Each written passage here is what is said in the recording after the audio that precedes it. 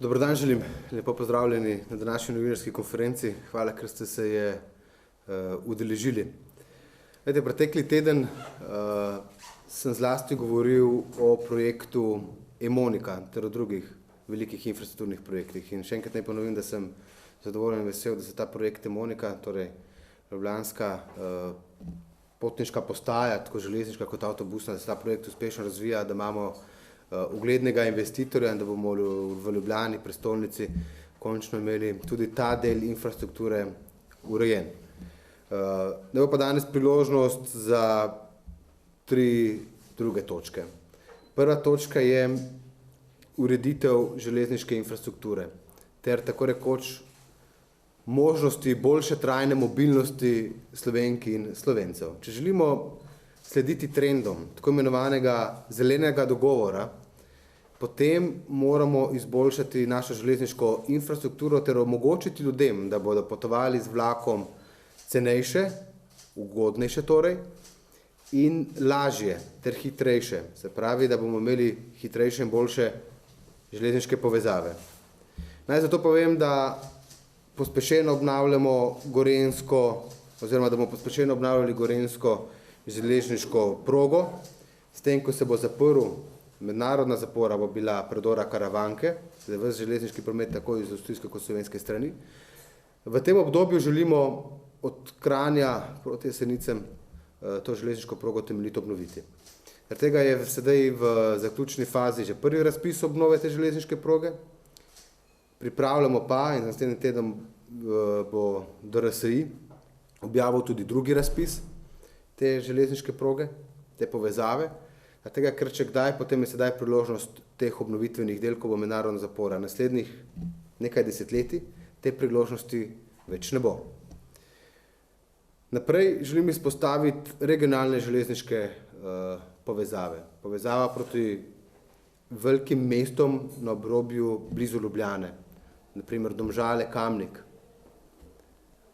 Ljubljana, Vrhnika, Ljubljana, Grosuplje.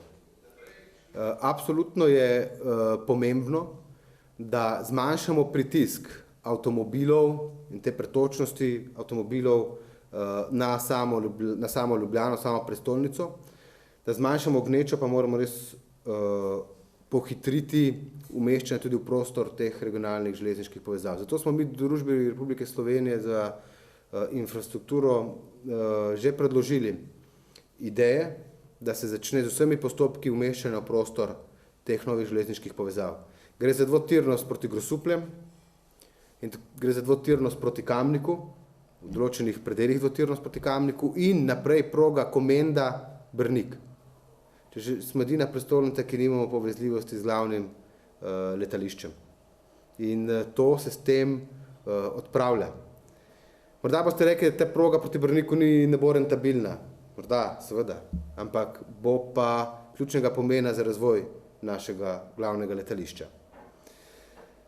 In naprej, nova železniška proga Brezovica-Vrhnika.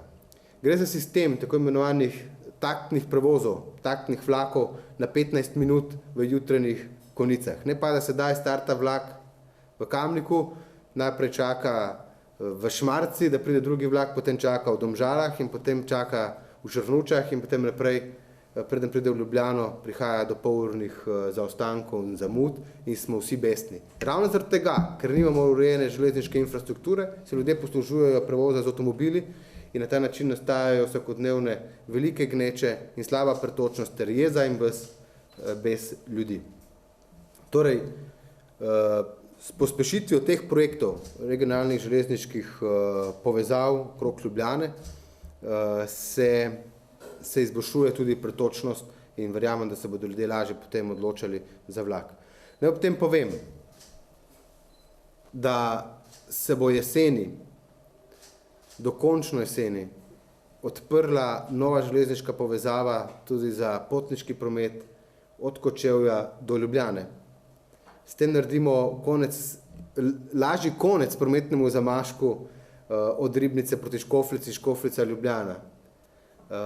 In naprej, naj povem, da tudi v teh delih pričakujemo tudi nove septembra, oktobra, tudi nove konec septembra, naprimer, po vsej verjetnosti tudi nove vlake ki so že naročeni, zaradi COVID-a pa je prišlo do teh zaostankov pri dobavi novih vlakovnih kompozicij.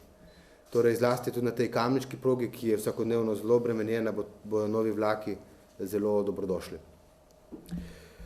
Kar se tiče železniške infrastrukture, izpostavim še eno priložnost. Ob tem, ko gradimo drugi tir in s tem bomo prišli do moderne železniške proge, je potrebno imeti v uvidu tudi zelo slabo oziroma zastarelo železniško povezavo Divača-Ljubljana. Naslednja finančna perspektiva je priložnost za obnovo tudi te železniške povezave in s tem pohitritev in lažjo povezanost Primorcev preko železnice z samo Ljubljano. Tudi s tem se izboljša celotna pretočnost. Drugi del, ki jo želim sporočiti, se pravi prvi železniška infrastruktura, avtoceste. V letošnjem poletju do 1. septembra na najbolj izpostavljenih odsekih slovenskih avtocest, zlasti na tem avtocestnem delu Gorenjske in Primorske, del ne bo. Začetek del na Gorenjski avtocesti je bilo predvideno sicer, da bi bila v avgustu, ampak bojo potekala od septembra naprej. Če pa že bojo nujna vzdrževalna dela, potem se bojo opravljala tudi v nočnem času. Tega, da pridemo mi do zaključka teh del na avtocestah čim prej. Dela v nočnem času, določena dela v nočnem času so mogoča. Ne govorimo o vseh delih, določena pa so možna in tudi v skladu z dogovorom z Darsom bo zlasti nujna vzdrževalna dela na Gorenjskem kraku avtoceste od Kranja proti Brezjem bojo ta dela začeli opravljati v mesecu septembru. Ljudje kupijo vinjete in če kupijo vinjete, potem je prav, da imajo tudi tujci, da imajo skozi Slovenijo dobro pretočnost in da mi pustimo tudi njim dober vtis kot skrbni gospodarji. In jaz sem vesel, da bo letos temu tako, ter da bomo bili bolj prijazni oziroma prijaznejši do vseh turistov, ki bojo prečkali Slovenijo. Torej, ne gre samo za naše državljane, ampak gre tudi za turiste. Torej, Gorenjska in Primorska avtocesta boste letos pretočni. Drugi del, kar se tiče še avtocest, je to, da razmišljamo, da bi spremenili uredbo in pravilnike, v skladu z zelenim dogovorom spodbudili postopen prehod iz naftnih vozil na plinska. Zaradi tega razmišljamo o tem, da bi za vsa vozila, tovorna vozila, ki imajo plinski pogon, jih za eno leto opustili plačila cestnine, po zgledu nekaterih drugih evropskih držav. V Nemčiji ta sistem deluje. Na ta način, če mi za eno leto to naredimo, se bo zagotovo več lastnikov tovornih vozil odločilo, da bo imeli plinski pogon. Na ta način je to ena spodbuda vlade Republike Slovenije, da sledimo trajni mobilnosti vozilom, ki ne tako osnažujejo in so torej bolj prijazna okolju. Za konec še glede avtocest, e-vinjete. Naj povem, da ta obljuba iz koalicijske pogodbe je danes že v medresorskem usklajevanju. Ta zakon se bo potem implementiral s 1.12.2021. Usporedno, naj povem, da z navedenim predlogom Dars že vodi aktivnosti za samo tehnično implementacijo sistema elektronske vinjete. Elektronska vinjeta bo bolj pravičnejša, enostavnejša, konec bo po novoletne folklore drgnjenja obstoječih vinjet iz vetrobranskih stekel, ampak digitalizacija, gospe in gospodje, pomeni boljšo, cenovnejšo, boljšo uporabo same vinjete, morda tudi cenejšo, zlasti pa bolj pravičnejšo, kajti se bo štelo, da če ti elektronsko vinjeto kupiš junija, velja potem eno leto, ne pa do konec januarja. Se pravi, zlasti za tiste ljudi, ki kupijo nova vozila in ga kupijo, naprimer junija, pa kupijo celoletno vinjeto, velja potem samo do januarja, ni celoletna. Torej, z elektronsko vinjeto bomo to olajšali.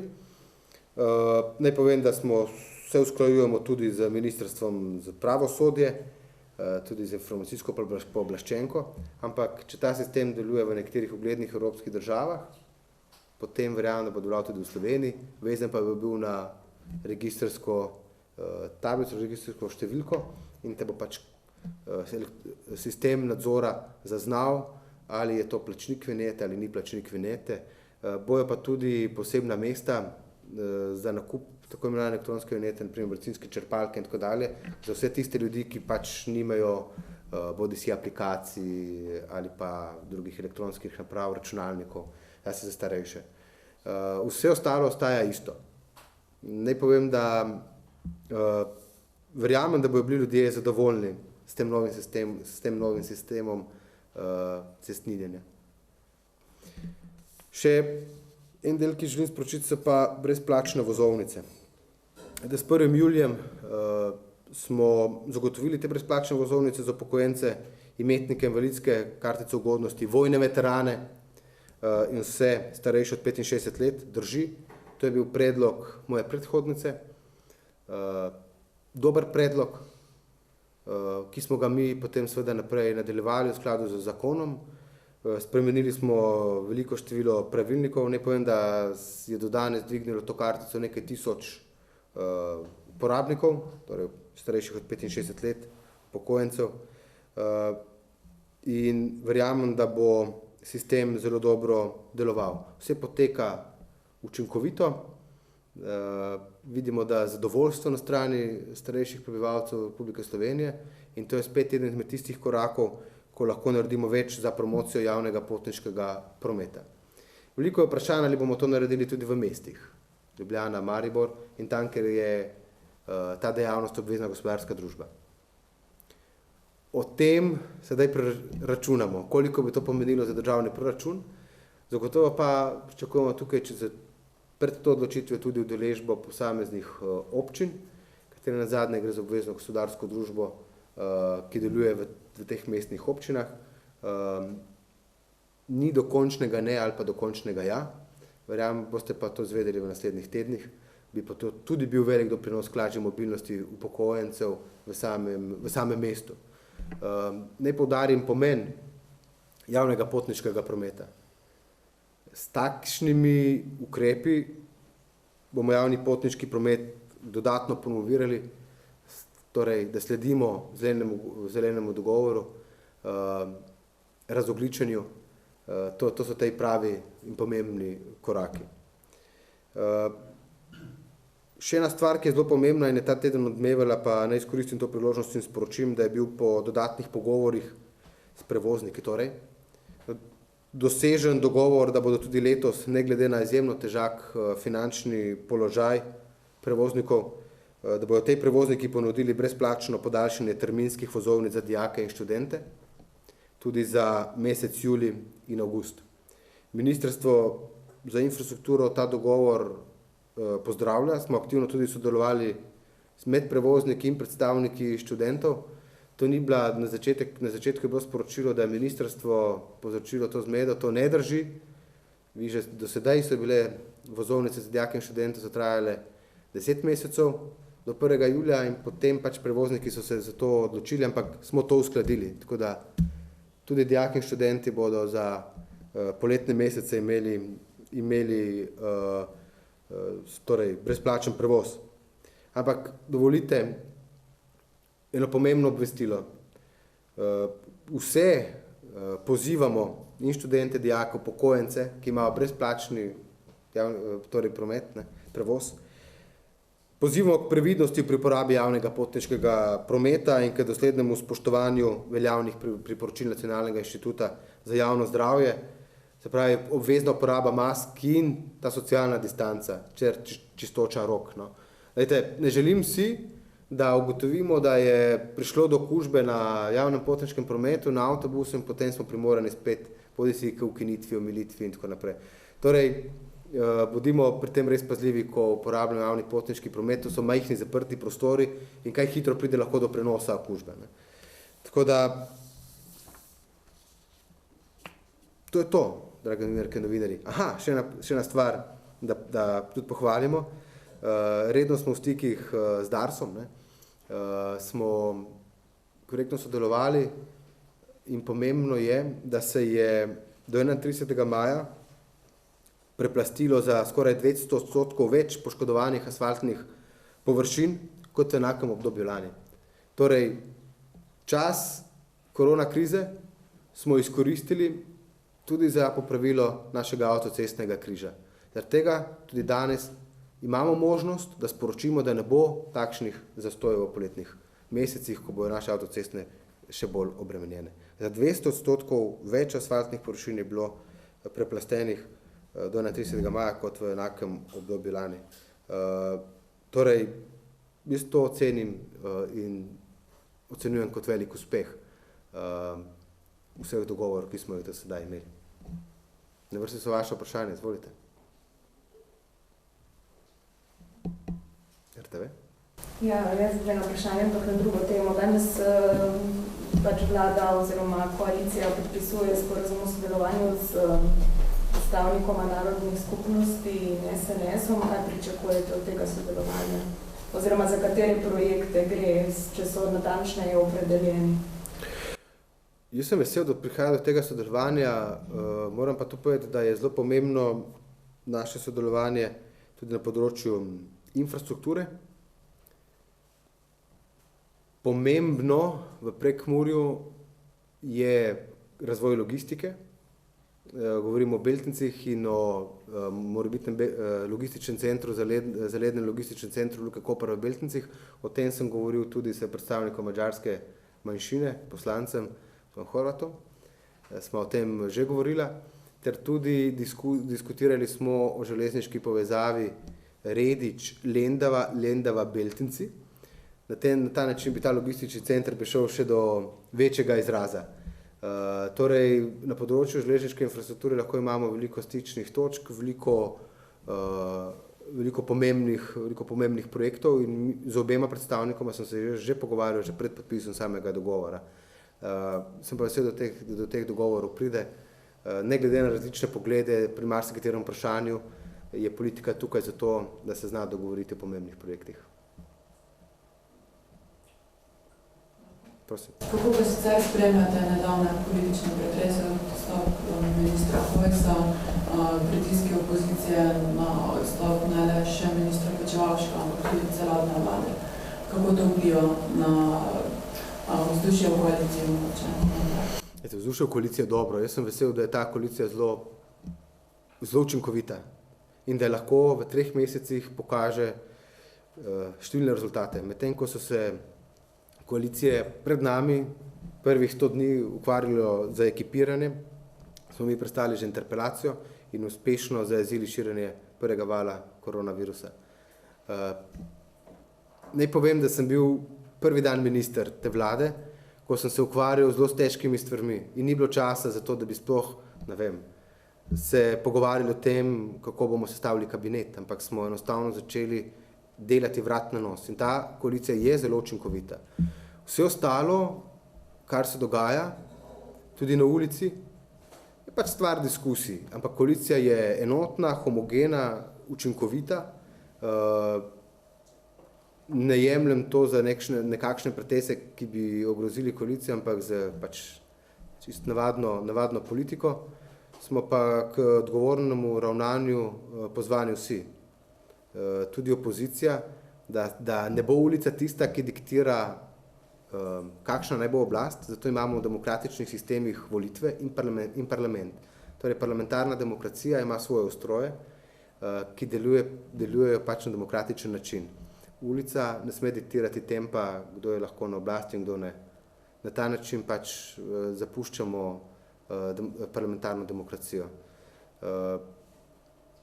Vse ostalo puščam pač stvar interpretacije posameznikom. Smo pa vsi pozvani k odgovornemu ravnanju.